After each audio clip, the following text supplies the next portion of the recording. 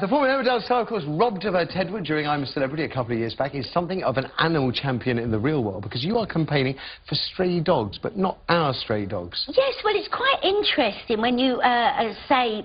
It's interesting how you get into things, isn't it? A dog called Boco, which had got quite a lot of international fame. There he is with his little nappy on. Why does it... Now, you're going to tell us, why does he wear a nappy? Because he was Because the doctor who looks after him found him as a very small puppy, well, he's not far from it there, and the villagers had beaten him up, and they'd beaten him up so bad that they'd snapped his back. He took him in, and for 2 years, he's been looking after him, and I mean, it is a baby. He looks after him like a baby. He put a small piece out on YouTube or on one of these things, and he's become a little bit of a name. And presents come from America. He's got a little special bed. He's got lots of little diapers, covers, all with little hearts on and little doggy patterns on. He's got lots of toys. And he is the most delightful little thing. But recently, he was beaten up yet again by the villagers.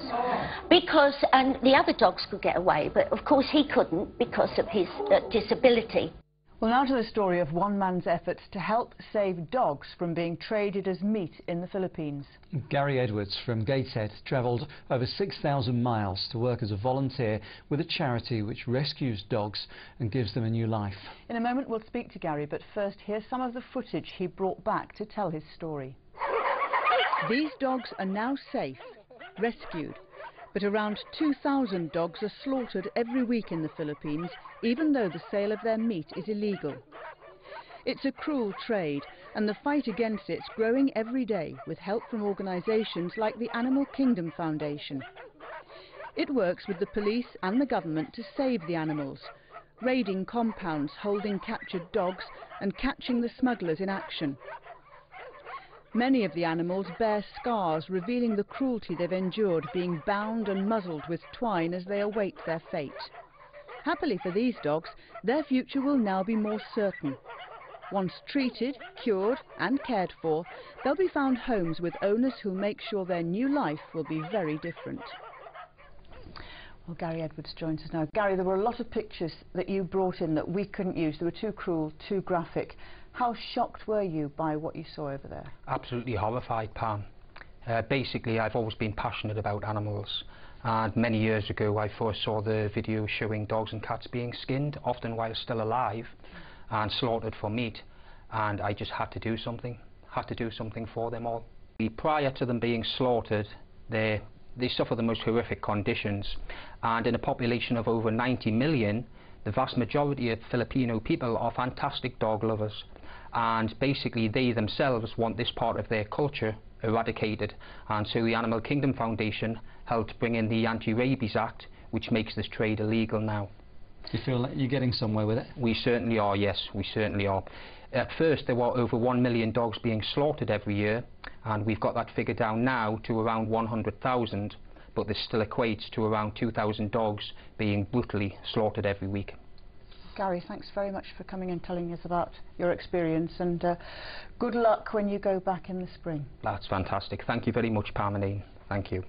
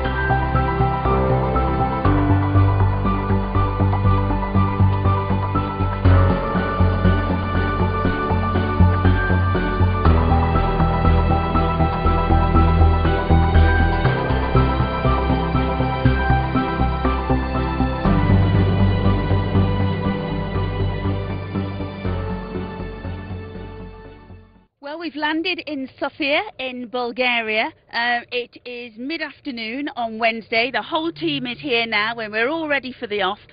Here from Canine Rescue we've got Katia and we've got Michelle, and from Wetnose we've got Gavin, we've got Gary over here who's really organised the whole thing, I feel, from Norton Animal Rescue Foundation, and of course Lorraine Chase, her fantastic hat. There's about 800 dogs here, and I'm sure very soon you'll hear about 800 dogs as well. We've been having a look round, but Michelle, actually went missing for a good few minutes, and now we've found out why. What have you been up to? I've been going round all of the kennels to see if there are any dogs in need, because the vet was explaining to me that they don't have diagnostic facilities here. They can only treat on a symptom basis, which means they are getting veterinary treatment here, but it's fairly basic and rudimentary. So I spotted a dog over in the far corner that looks like it's got a bad case of mange, and he said to me that it's not getting any better. So we've decided to take that dog back to our clinic and see if they can have any better success with it. Great, let's go.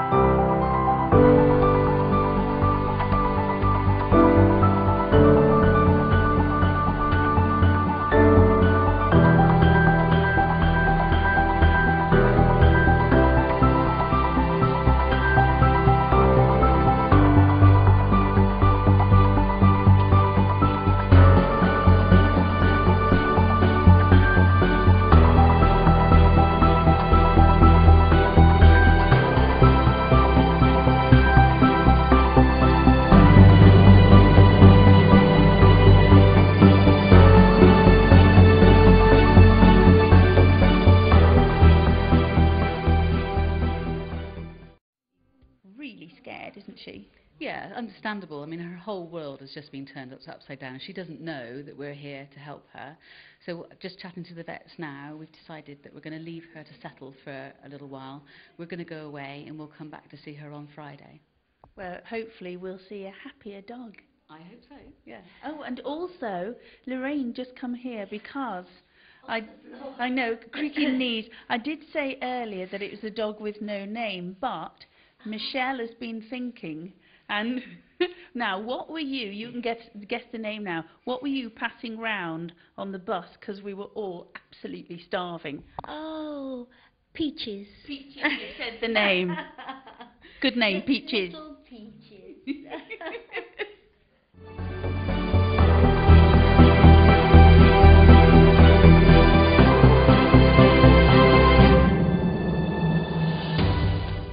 My name is Mr. Gary Edwards from the Norton Animal Rescue Foundation.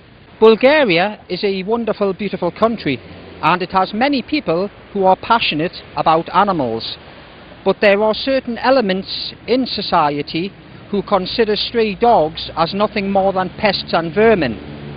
Let me tell you now, they are wrong. Dogs have for centuries been companion animals. They have both served and stood by the side of mankind for millennia and will continue to do so. To consider them as nothing more than pests and vermin is a great injustice to the species. We are therefore asking the Bulgarian authorities to implement a national programme of spay and neuterings primarily aimed at owned pets. Now, because of indiscriminate breeding, this exacerbates the problem and results in the current stray population. Also, we're asking for a national educational programme to be implemented This will counteract the report which was recently aired on local media, broadcast channel TV7, which incidentally is owned by Allegro Capital of London, England, which was the initial basis for this entire mission and showed Boco being beaten. We are therefore asking the Bulgarian media to use their power and influence to portray these animals and the people helping them in a positive light. I would like to thank the Bulgarian authorities and also the general public for all their hard work in relation to animal welfare. And if there's one thing I would love to see happen within Bulgaria and surrounding countries, it would be for all pet owners to have their animals neutered. Thank you for your time.